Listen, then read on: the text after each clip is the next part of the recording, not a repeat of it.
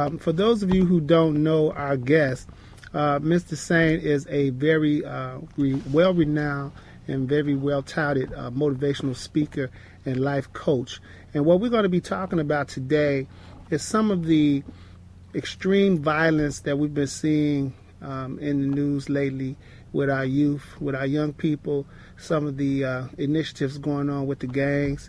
And we want you to call in to the McGraw Foundation at 312-738-1060. We want to talk a little bit about what we can do to save our youth today, because we all know that the youth is our future, and we need them. Absolutely, man. Beyond just, it's scary that that's our future and the way that our future is going.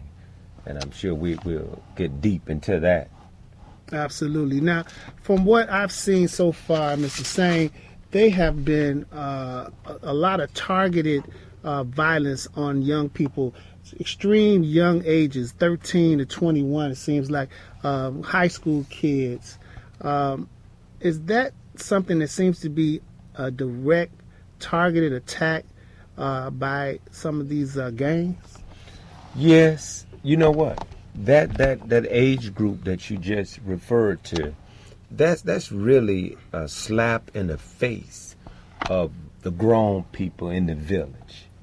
That the grown people in the village would not make a real urgent call to say that something is totally not only wrong but sick. I mean, we at war with our own kind, our own people.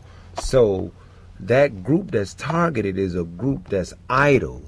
And so when you look at everything that is a ripple effect of the economy, a ripple effect of the household, the mother, the father, the lack of the father, and this whole piece.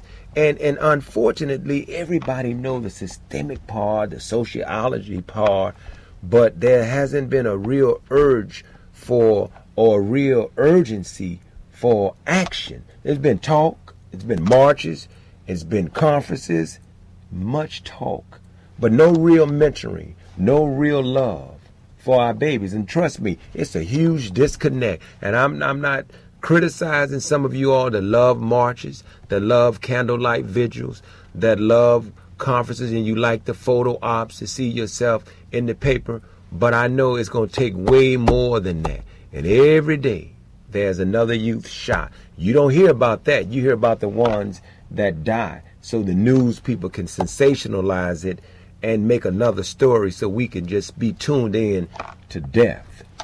Gregory Sain is our guest on the McGraw Report today. Please call in to the show, 312-738-1060. We're talking about saving our children today. We're talking about the youth violence today. We have a caller on the line. Good evening, gentlemen. I am really disgusted by all these different organizations, these different groups, because for me, they're not being progressive enough.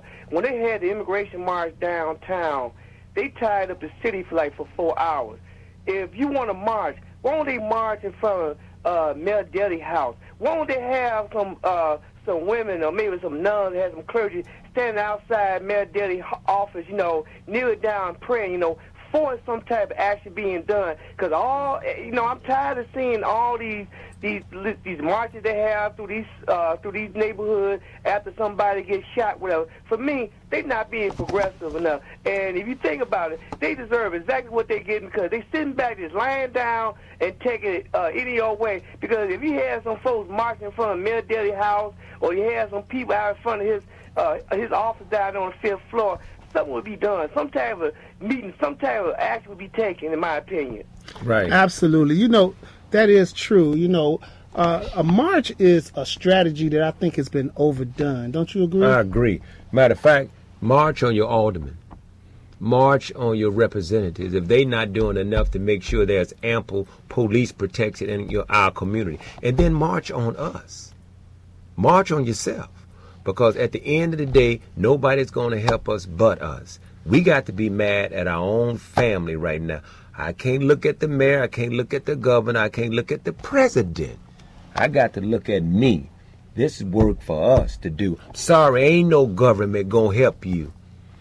Gregory Sain is our guest on the McGraw Report today. We're talking about that youth violence.